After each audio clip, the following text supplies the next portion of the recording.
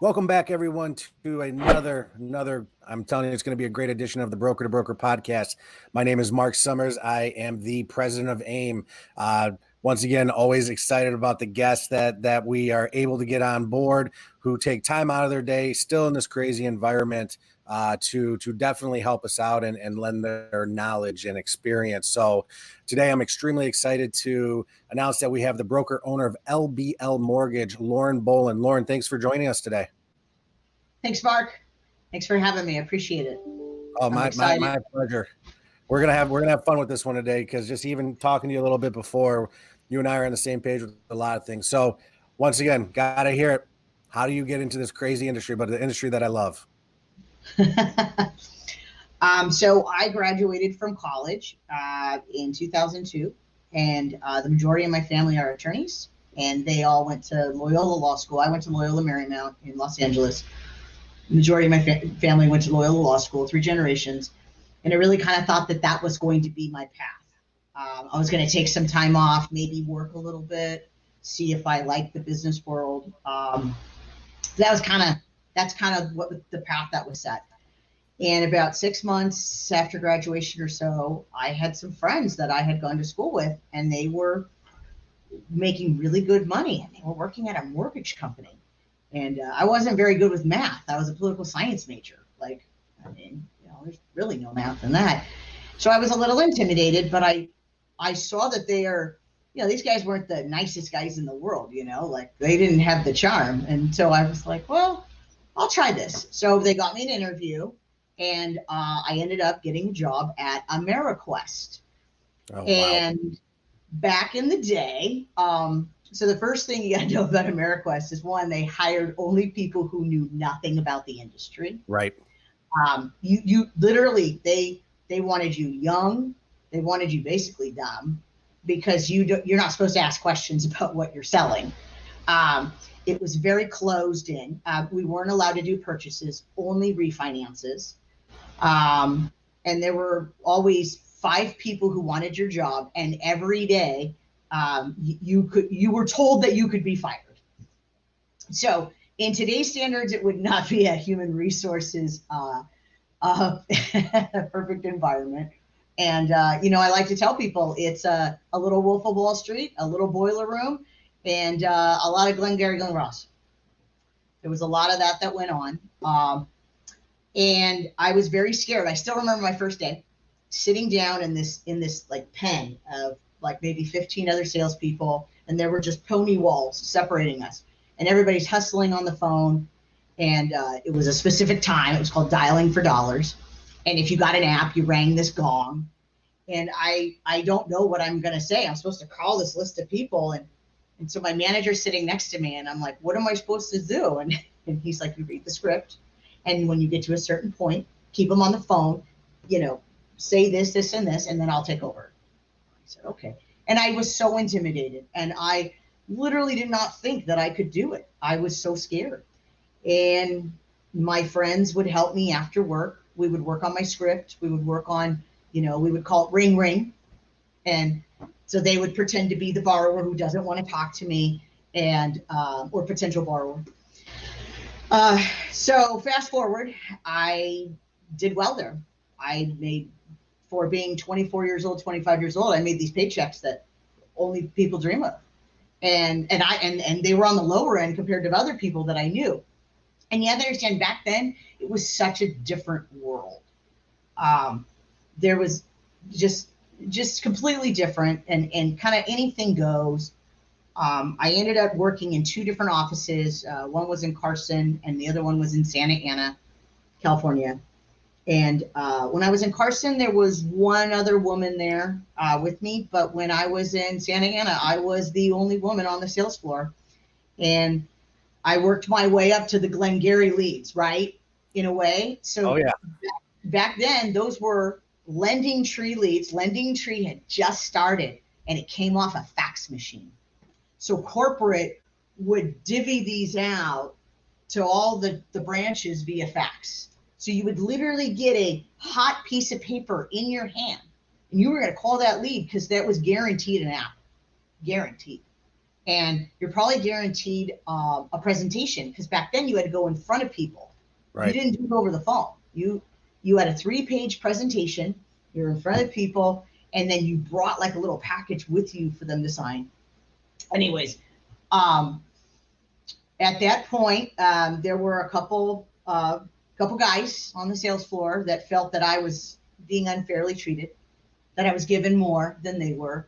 A couple meltdowns happened. A couple people got fired for that. But I was ready for more. I was 100% bought in to AmeriQuest, to that corporate culture. They worked just 80 hours a week, but you're young. You don't know any better. And we're playing dress up, by the way, because you're going and selling something that you really don't understand. Like, basically what happens after, like, they sign the disclosures, like, you have no idea, like, where does the money come from? Like, you just don't. And they don't want you to know. They don't answer these questions. And so, you put on your best Brooks Brothers suit and you just dress up, man. Fake it till you make it. And Because that was back in the days when you didn't even need to be licensed. No, you weren't, as long as you were an employee of a corporation. And I will say that the man who owned this company, his name was Roland Arnell, is very experienced in the mortgage business. For as terrible as I was treated for being a woman on the sales floor, he actually had a lot of women in his executive, branch. And I know one of them still to this day. Just a small world of how I know one of them. And he was a smart guy. He was. Owen Arnell was kind of a little bit of a genius if you look at how he made his money. It wasn't right, but you got to give a little bit of credit to him. Right. But so I had gotten to the point where I wanted to be a branch manager. I had earned it. Like, I had the production. I put up with the Thunderdome. I mean, every day you went to work, you knew you had to defend yourself. Like, because these guys are coming at me. They're trying to break me down, so I'm not going to be able to sell. And you got to be tough. I mean, today we don't work in environments like that, really. But back then, that's how it was. Sink or swim. You don't like it, there's the door. Right. So I wanted to be a branch manager, and I wasn't part of the boys club. And the regional manager said so to me one day. He said, "I don't even know why you're still here, Lauren. I'm never going to promote you." Wow. And I won't say his name because he's still in this industry. And I just realized, like, wow, I just made a really big paycheck, which back then was somebody's yearly salary, and I made it in a month. And I come from a real, backbone kind of family, half Irish, half Italian. You don't quit. You work hard. You get everything yourself, and this idea of me quitting, it was so hard for me because, it's how I was raised. And I called my parents that night and I said, I'm going to quit. And they go, "Thank God, honey, we've been waiting for you to quit. They treat you terribly and they're not going to, So anyways, I ended up going to Europe for a couple weeks because that's what you do when you're 25 and you have a bunch of money and you want to go blow some time, right? And then I came back and I'm like, I'm not going to work. And I am a worker. I found out that I was very bored after 5 days because all my friends were working. So what am I going to do all day?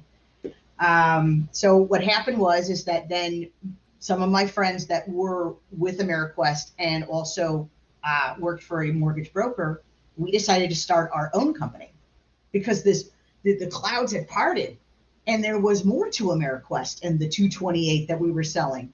And the rates were better and you didn't have to charge as much. I mean, it's like shooting fish in a barrel. Right. And so we did. And that's a whole nother story. I like to call it my Fisher Price First Mortgage Company because we had no idea what we were doing. We were just kids. We were kids with toys and we hired kids. We had about 19 LOs and a staff. We were lending in like 42 states because back then you could piggyback off of people. And right. Of course, it did not end well. We were children, it didn't end right. well. But a great experience. I learned that you can't trust somebody who's the closest to you. One of my partners who I was very close to was stealing from us. Like all these things that like almost your parents tell you, or a college professor tells you about owning a business. So I got really schooled a long time ago about owning a business and knowing the industry, because those are two different things. And I originate. I love selling. I do. There is nothing greater than when you meet somebody who doesn't know you, and they're a little skeptical about the mortgage process because maybe their aunt got a loan from AmeriQuest and lost her house. You know what I mean? Like there's, Right. they have things in their head, and you meet them, you educate them, you gain their trust, and you do what you say you're going to do, and you close the deal. Man, there's no greater feeling. You know? Right. No, I love it. It's like playing sports. Like I played sports my whole life, and I didn't play sports when everybody got the same size trophy. I played sports when third place was some crappy medal that you threw out probably when you got home. Second place was a trophy. Maybe you would display it, but it's kind of small and wimpy. First place was a big trophy, and it was so heavy your parents had to help you like lift it up, you know. And so that competition that I learned as a young person, you know, it translates into this business, and it translates into sales. You want that win, and only those who played real competitive sports, I think, understand that at times. But anyways, so the crash happens, and we're all scared of Dodd-Frank, and we all got to go hide underneath the mortgage banker's roof because big bad CFPB is going to come get us, you know. And I spent some time at a mortgage banker, and I really loved the people. And it was hard to make a living there because the pricing wasn't good.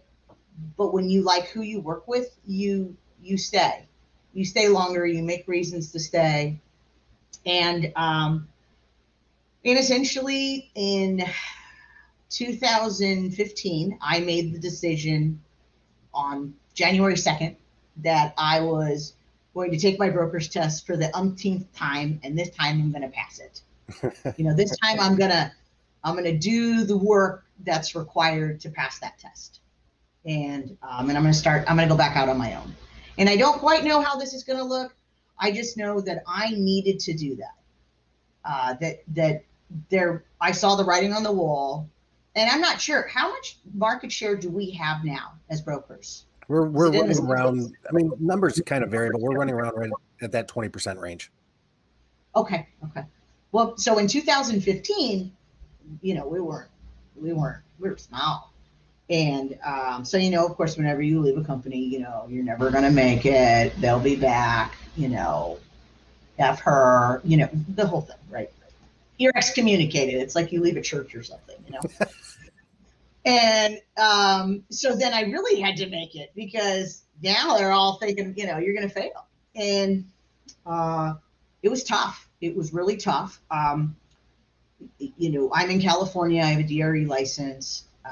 The DRE works as fast as they want to, and you can't make them work any faster, and you just have to wait.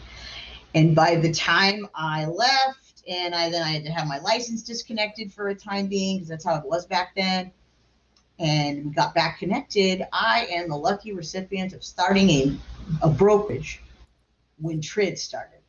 I mean,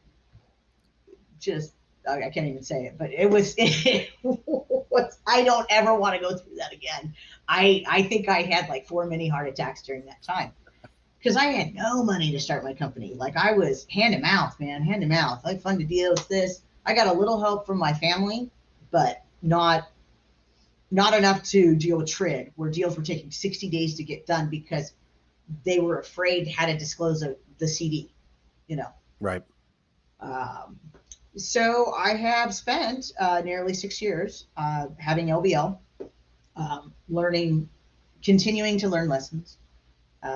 When I first started during that TRID, you know, and right after, I hired millennials, and I had this whole plan. You're going to get licensed, and this is the basics. Like I had all this training material for them that I created, and I was going to hand them the keys to the kingdom. All you got to do is go get the deal. I'll help you with the heavy lifting. And that completely backfired and nearly put me out of business. And, you know, there's nothing worse than having to grovel to survive. sometimes it's not worth the price of admission, but I almost went out of business, and not because I wasn't trying or I was lazy. It was just because I had trusted that these young people wanted something that at the end of the day they didn't want. And but I made it back out, and I got a lot of help from some really people I never thought I would. And they said, we're not going to let you fail. And then my mentor said, hey, I can't help you. I'm tight. I can't help you financially, but let me get you some deals. Here, call this person, call this person, call this person, call this person. And she's a realtor and flips homes. And so she just went into her phone book, and I had to sell the deal. But when somebody is going to hand you leads to help you survive, that's an amazing gift. That's commendable. Yeah. And she's still my mentor to this day. We're Awesome. family. That's how close we are. So in LBL, it's some years are better than others. Obviously, last year was crazy. I mean, biggest year of my career, and I did it behind a computer like this. And so I have nothing but respect for this industry, and I love selling. I don't see myself doing anything else. But there's been some products change, banks change, reps change, lots of things change. But at the end of the day, what we do is we sell loans. Yep. Or we create an environment for somebody else to do it. It's licensed. So yeah, so that was kind of the quick version. There's a lot of stories in there, but I know we only have so much time. Yeah, no, I mean, yeah, if you want to be in this industry, you better embrace change. You know what I mean? If you don't, it's going to be a long career for you, or not a career at all. So, all right. So now you have your LBL, right? Yes. Successful. I spoke to you earlier. You're producing loan officer still, correct? Correct. Yes. Yeah. So you're still selling. You're one of the top salespeople. And at the end of the day, yes, we do sell loans, and I understand that. You know what I mean? We also do a lot of different other things, but at the end of the day, we do sell loans. That's what we do. So how did you become as successful or a top salesperson like you are? Well, I remember the shame, and in 2008, I ran out of money. I had to move back in with my parents. It was all embarrassing. The whole world was falling apart, right? And I would tell people that I was in the mortgage business, and I would get these looks. And I just stopped telling people because, they just thought I was the devil. Because at that time, what caused the Great Recession in everybody's eyes? It was the brokers. Yeah, it was brokers. So I stopped doing that. But what I realized at that time is that everybody had a story how their loan officer screwed them over. And I thought, okay, I called some of my clients and that did lose. Some of them did lose homes. A lot of them didn't, but some of them did. And I guess I kind of just did a check back in. Do you hate my guts? Are you going to sue me? And what I found is that I always did what I said I was going to do. And there is something to that. And I think it kind of sticks to the core of kind of your beliefs. And here's a really good example. If you tell somebody that this is the rate that they're going to get, and this is how much approximately they're going to pay, if their FICO score changes or something like that, right? But if there's let's suppose your bank drops the ball, who's going to pay for that lock extension when your borrower didn't do anything wrong? You just picked the wrong bank, or we just messed up, or what if I didn't underwrite it correctly, So do what you say you're going to do. If you have to do a free deal, and I've done them, trust me, I've done them. You flip it.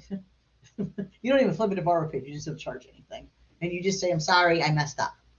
And usually if there was an origination point and there's not, or whatever, the pricing all works out. But if you do what you say you're going to do and you make it right, regardless of what you've done wrong, because it's hard to tell a borrower that you messed up on their underwriting and they're not going to get that house, or they're going to have to come in with more money because they don't qualify with that down payment, or whatever it is, or you didn't exclude their student loans correctly, and you didn't hit them for the payment correctly. Like, there's all sorts of things where we can mess up.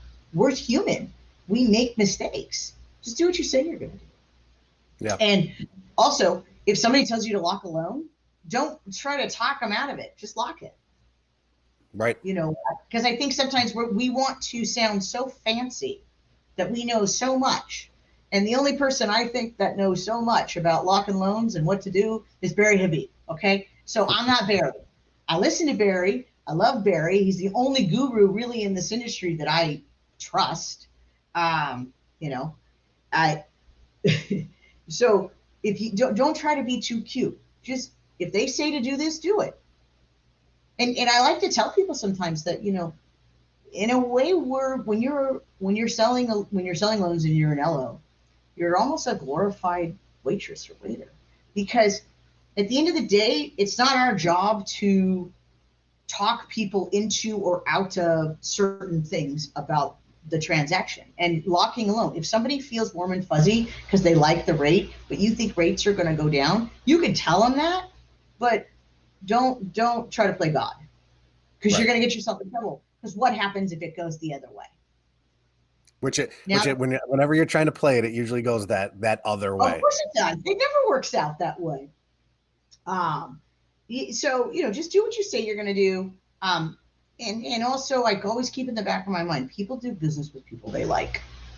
And I won over my mentor because she sent me hundreds of loans in the last 12 years.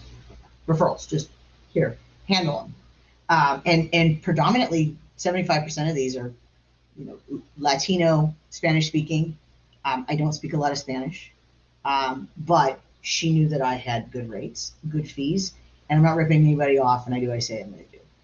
And I gained her trust with not only just doing loans, but a very long time ago, I went and did a blitz build for Habitat for Humanity down in Louisiana for a Katrina victim. And I took off a week of work and, worked my hands to the bone and, was a part of this amazing experience. And for her, she was like, wow, how selfless that was. For me, it did more for me to do that, because I think giving back gives you more than what you're actually giving if you know the purpose of it. And that was it for her. She's like, okay, Lauren's a good person. She does what she says she's going to do. And so I think part of it is that you have to connect with people in a way where they not only trust you, but they like you. They like who you are. And that doesn't mean you have to go out and donate your time. There's a lot of people out there that might like you because you have kids of the same age and you guys have same philosophies of raising them, or whatever. But people do business with people they like. And that's why whenever we start talking about, and it's definitely an important conversation of the merging of large companies and how technology is coming in, and computers, AI is going to take over our industry. And it's a valid concern, absolutely. But the human to human interaction, especially after we just spent a year being locked up where we weren't able to be with humans, no. There's an amazing opportunity for people to be able to make that human to human connection and to gain business, gain referrals, gain mentors, partners. It's all out there. It's almost like the first day of school, Right. So, Yeah, no, I mean, I love it. Like I'm a very simple person, and it sounds like you kind of are going down that same path. Just do what you told them you're going to do. Let them dictate kind of what happens. Just keep it simple. yeah, exactly. And sometimes you get people who are a little nervous, like, I don't know, and I always kind of default that I haven't been in this business this long, not doing what I say I'm going to do. I didn't get here because I lie to people. Right. And and there's all sorts of different ways to sell. I like to call them chop shops. Okay. That's where they have inbound calls and you got a guy and it's just literally $10 can send the deal spinning, you know, and you don't get it. That's a different sales. That's more of that AmeriQuest, like, yeah. So I don't do that. I do what I say I'm going to do. And you put stuff out there, you know, definitely using social media, but I love going to a new group where I don't know anybody and meeting people, shaking hands, or nowadays, you know, now there's the electronic business card, you know, things like that. Hey, let me show you this. Boom, you know, there's a lot of different ways to sell. I mean, you could buy leads. Definitely in my early years, I was a buyer of leads. I don't buy leads anymore. Doesn't mean I don't, you know, I won't in, you know, later on in my career, but right now I'm happy with the connections that I make. And I ask, so, and there's two other things that I do that I think a lot of LOs don't do. And I think also a lot of women don't do is that you got to ask for the sale. You have to, you could give the best pitch in the world. And my dad was a VP with Toyota, and he started with them in 1970 when they were a know-nothing car company. And I started out as the warranty manager, and he would have to go to these dealerships and sign them up and then, you know, talk about the warranties and whatnot. And he taught me about the PIN, and it's asking for the sale without asking for the sale. So you put the piece of paper and you just hand them the PIN. And you just say something like, "Oh, all right, do you have a deal?" You know, so there are so many different ways that you can ask for it. And obviously over the phone, it's hard because you can't hand somebody something, but you can ask them, say, "Do we have a deal? Or would you like to move forward? Do you like what my presentation has to say?" I also sell reverse mortgages, and that's a different sale. Because you're not selling it. They already know. They already watched Tom Selleck on TV. You know, they've already seen who's the guy. You know, all the guys they put up there look like they're about to die. And I'm just like, God, you gotta put somebody young up there, like. And so with that one, so I had an appointment yesterday with a stranger. She found me through my just presence on Google, and you know, I spent an hour going over everything, the proposal. This is what you would do. You know, if you like this is the next step.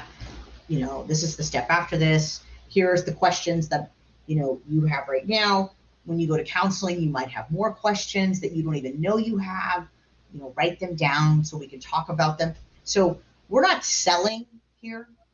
What we're doing is providing information and making people feel comfortable.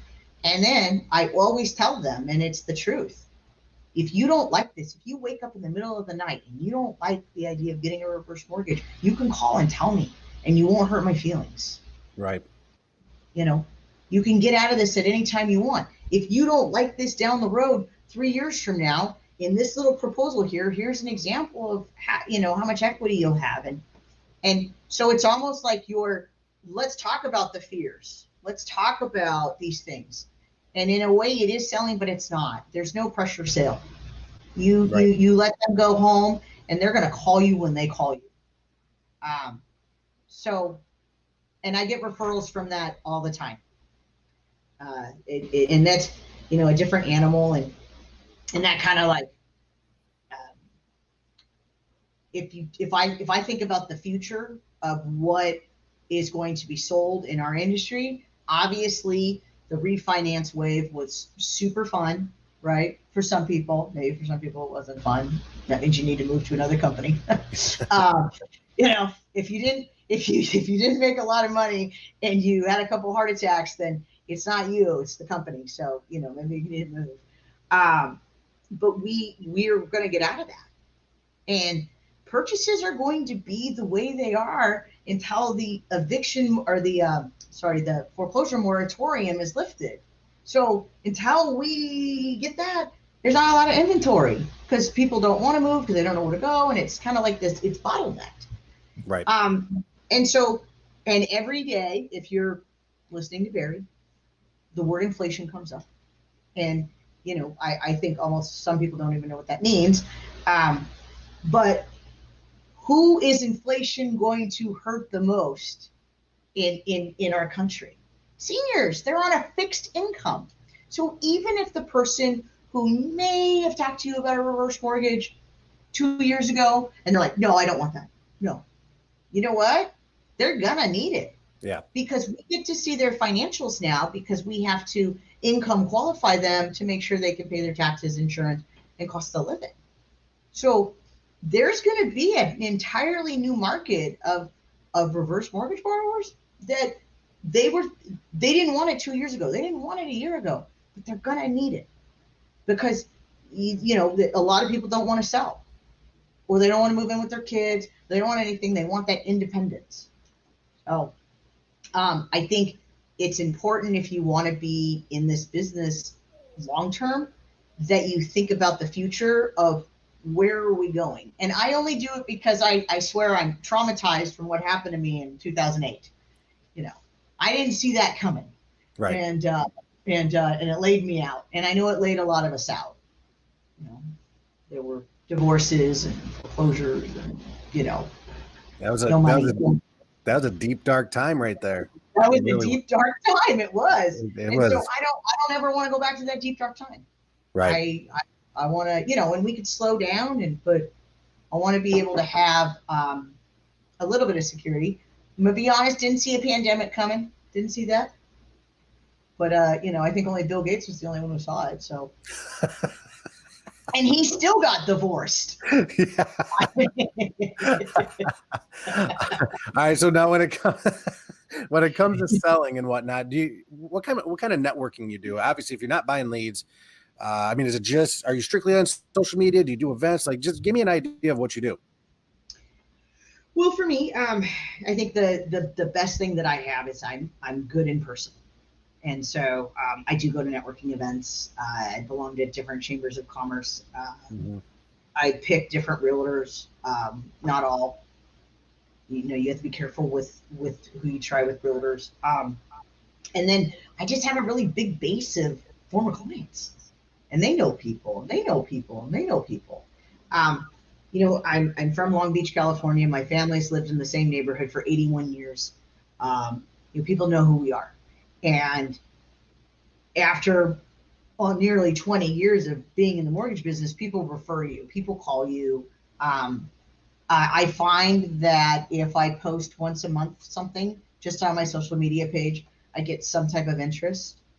I'm constantly trying to go out and meet somebody new who I think might be some type of good partner for whatever wave we're riding at the time. I don't think you can be all things to all people if you want to be successful at it. That's my personal opinion. But network, just get out there. During COVID, Long Beach is not necessarily the most pleasant place to live. And so my partner and I decided to rent a place in Palm Desert, because if you're going to telecommunicate, what does it matter where you really are, right? And we needed space because being locked up, and the only thing that I could do was go golfing, and I love golfing, and I've been golfing since I was 9 years old. And so we rented a house in a country club, and it was super cheap because the snowbirds weren't coming in, and right.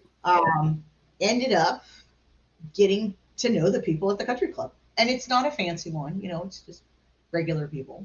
And wow, the networking there. I don't know if all the mortgage people left or what happened, but I came in at the right time. And since September, I've probably gotten 12 loans just from golfing. Right. Going out there. So it's those little unique opportunities, and knowing what to say to them. It's because it's different. I'm going to say something different when I'm at a Chamber of Commerce event versus what I'm going to say when I'm on the golf course with retired people that were, mid to high level managers, or maybe they own a couple income properties and they're super pissed off that their tenants aren't paying them after this much time, or, so you kind of have to know your audience of where you're at. Um, I don't want people to think that you have to join a club, but No, you got me okay. sold. Sold. And here's the thing: I'm just going to tell you that a lot of country clubs or golf clubs in the United States took kind of a beating, especially if they were seasonal. Um, and so they open up, memberships for no money down. If you're under 50 years old, they roll the red carpet out and they just make it as easy and cheap as possible for you to come in. And they just want you to tell your friends. And so it is something that I think for those people that are in that age group that those clubs are looking for, join it, meet people. You got to put yourself in front of people who are potential clients. So if you're going to events where everybody's if you're going to an event, but these people aren't networked with people who can send you business as much as you like them, this is not a good use of your time. Yeah. And the most valuable thing that you have in this world is your time. So Yep. I just left a networking group and I was a part of it for 2 years. I helped start it. They made me president. Oh God, they make you president of something and then it's just so hard to get out of it. Right. They want you to do all the work. And I got 3 deals in 2 years. And it's not because they didn't want to give me business. It's just they don't know anybody. And I, when I left, I said, we just had the biggest refi boom probably ever. And you guys, they got everything for me. I got everything from other sources. So it's okay to evaluate where you're spending your time. And everybody spends their time in different places. I'm sure you were talking about, travel baseball with your sons. Yeah. And I'm sure there's lots of opportunity there. Because there might be loan officers, but you're Mark Summers. Well, the funny thing about that one is that I'm in Michigan, and Quicken is right down the street, and there's 2 parents that work for Quicken.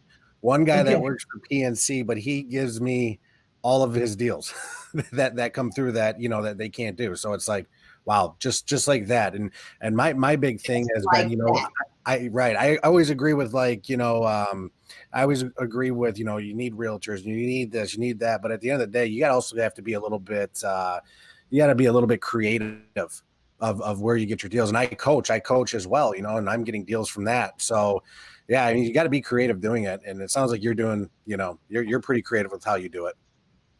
I think a lot of times people want to go and find the top real estate agent and get their business. And I can tell you something, the top real estate agent is not concerned with your rates or your fees. The top real estate agents are concerned with one thing, commission. Yep. When and how fast can you get that commission to me? And it took me a very long time for me because I was like, well, I have better rates than New American Funding, or I have better rates than Alpine, all right? And you guys are doing business with them. It's because they're closing them quickly without the bullshit. And so, then it's like, oh, this isn't about the buyer or the seller. This is about you, man. Oh, now that I know this, I can kind of tailor it. And, the large producers probably not going to pick you up for a multitude of reasons. You and I have been in the industry long enough to know what those reasons are.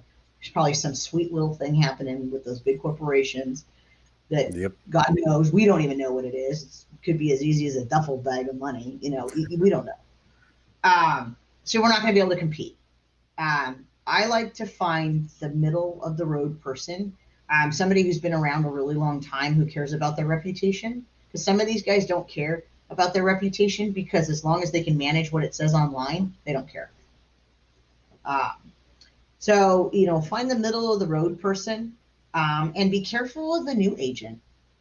I held an event right before COVID started and with an insurance partner that I have. And that's a very good relationship as well. You find one great agent that has a big book of business and make sure you send them not only your own, but you're encouraging other people. And we had this event. It was like a Valentine's Day, like sweetheart event for the realtors. And so, of course, the new realtors came for the free food and the 2 free, drinks, and that we provided. And there was one agent who talked to me for a while, and then so we're going to have a meeting, and I'm just going to do my pitch. You're a new agent. And the value that you give a new agent is how they cannot spin their wheels with bad clients. You need to know who's your client and who's not, who's a looky-loo, and who's bought into you and gonna do this. And who's the decision maker in the family? Is it the wife? Is it the husband? Is it the mom? Is it the person gifting them the money? Like, you need to figure out that dynamic, and that's the person that you're going to have the most connection with. Right. And what I figured out with this was that she was friends on Facebook with every loan officer in town. Well, why do you need me? You've literally talked to all these other people. I'm not going to give you anything different. And it was so I learned another lesson, and that's what I let myself do. I let myself learn lessons. Like, I don't know it all. Next year we could have robots, serving us. I don't know. But what I do know is that I'm not going to waste my time. And I think especially for those new LOs that are, they were heavy on the refinance, and now they're trying to go out and like meet those realtors and mingle. You almost you have to get good at turning people down, Right. which is a skill I learned at AmeriQuest. My manager would come and you'd have these files because we had the taco stands, right? Remember? And I'd have other files stacked over here, and he's like, "What's this? What's this? What's this? That's not a deal." And you literally just throw it, and then everybody's looking because your manager's kind of beating you up. And again, not appropriate workspace. Right. But this was a different time. So, back then they could tell you were a mother effer, and, you suck, and your job's on the line. You get a warning, that stuff. But I learned how to turn down a file. So even if I thought that I could, like, if I do this and I do that, and if I increase their credit, and no, It's not gonna you work. have to find a reason to turn a file down on your desk. Yeah. Or in your system. You're so right in that. Sometimes we just have to say no, or just walk them through why it's a no and where else. Yeah, I 100% agree with you, because then you just spin your wheels and you make it a bad loan. You know what I mean? You make it a bad experience. You do. You make it a bad experience, and your heart's in the right place. And every time I get caught and I get pinched on something where I'm like, I just ask myself, Lauren, why did you take that deal on? You should have just said no. And it's always like somebody I know, and trying to help their family member out. And it's like, what did I just do? How did I get us into this? Yeah. Because I wanted to be Superwoman. So. Well, I think I know where you're going to go with this, because we had about 2 minutes left here. I always like to, give you the floor and say, hey, what advice you want to give to the community? What advice would you like to give to an up-and-coming loan officer, an experienced loan officer? I don't care which way you want to go with this, but what's the one tip or piece of advice you would love to give to the community? Well, I think it's twofold. One, for the experienced brokers out there like us, we have to help the newer people, the young ones. We have to help them. Not because we're going to get them as loan officers or we're going to get any kind of piece of anything. We have to do it because we have to hold our market share. When New Res and Caliber merge, that's not a good thing for us. Even though they say it is, it's not. Because how many times over the last 35 years have corporations merged together and they just pushed the mom and paws out? Just overnight, right? So we need to keep these people engaged while refis go down and purchases kind of stay stagnant. We need to be there for them. I'm doing a every Wednesday podcast on different stuff for the ladies group, just because I don't want them to leave, because I read the comments and some of these women are like, I don't know where to get this, and where do I network, and how do I, it's the sales part of it all. And we need to help them. If the young person out there, young in our industry, it needs help, I believe it's our job, if we want to continue to have the market share and the choices that we have, the rates that we have. We have rates that we have because we produce volume. Without volume, it doesn't exist. And I don't know about you, but I'm not going to go back to work for a mortgage banker. No way, no how. No one's going to put me in one little pond and tell me what to do. They're not. And you know that. And so we literally have to kind of suck it up. And so I'm just going to spend an hour every Wednesday, do a recording. It's very basic. Okay. There's no trick. It's not even fancy like this. And I'm just going to pick different topics every week. This week's going to be the 4 different elevator pitches that you need, because you need to know your audience. Because you got to have a different one for realtors, different one for somebody who doesn't really understand the process. So it's experienced broker owners. Like, you got to pull your weight. Lauren, and this is nothing against any other guests I've had. I've loved every single one of my guests, but that was one of that goes in one of my top 3 right there of advice for the community. Because you're right. I mean, you're 100% right. And there's a lot of new people coming in this community, and I don't want anyone to feel threatened. There's 80% of business out there to go get. You know what I mean? So don't feel threatened. Let's go help each other, and it's just going to make all of us better. It's going to make all of us better. And the second thing I'm going to say is, don't be a one-trick pony. And I know that the older loan officer, whether there's time in the business, is afraid of this product, but the reverse mortgage is going to be something that people want. And they might not want it now, but if you start planting the seed, because inflation has already come, it's already here. And these people are already being squeezed in different areas. I mean, when I looked at this woman's financials yesterday, and thank God she's going to do this, but she only wanted to borrow so much money on the fixed option. And it broke my heart. I'm like, you live off of this much a month? Like, it broke my heart. And she goes, no, I do it. And I'm like, no. There's opportunity out there, and it's uncomfortable, and it's something you've never done before, and you probably feel stupid about it. Well, guess what? That's life.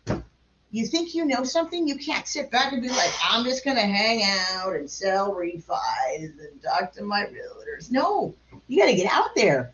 You got to learn something new. And, it's like changing your golf swing. It's so uncomfortable. Right. I changed mine, but I completely changed my game. I've been playing my whole life. So I want the more experienced loan officer, dude, you need to get uncomfortable. Because you're not going to survive. You're going to get pushed out. You're going to be bye-bye. So, I mean, it's happening. You are going to become irrelevant. And so that's my advice. But mostly, let's help these newbies. Come on. You're not going to get any financial gain from it probably, but what are you going to do? Well, you're going to feel good about yourself. And, well, that never hurts. Right. So, Lauren, that's awesome stuff. Great stuff. Before I close this out, I just want to thank you once again for the time that you've spent with us. A lot of great information in there. Next time we're in the same city, I'm going to challenge you to a golf game. I got to get out there with you. So hey, come on down to Palm Desert, and I'll take you out. We'll play. Let's go. We'll play skins. All right, I'm going to hold you to that. I'll even play on the blues with you. Let's go. Love it. Absolutely I changed my swing. I got quite the drive. I love it. All right. So, hey, Lauren, once again, thank you so much. And everyone that's listening, thank you for joining us today. And all of you other brokers out there, if you want to get caught up on all of our past podcast episodes, please head over to aimgroup.com/broker to broker. You can also listen to all the broker to broker podcast episodes on iTunes, Spotify, and Google Podcasts. So do me a favor, please rate our podcast. Please subscribe to it. Leave a review. It helps us get the podcast out there and spread the word that brokers are better. Lauren, and you're a perfect example of this. Thank you so much for your time. Hey, thanks for having me on, Mark. We appreciate it.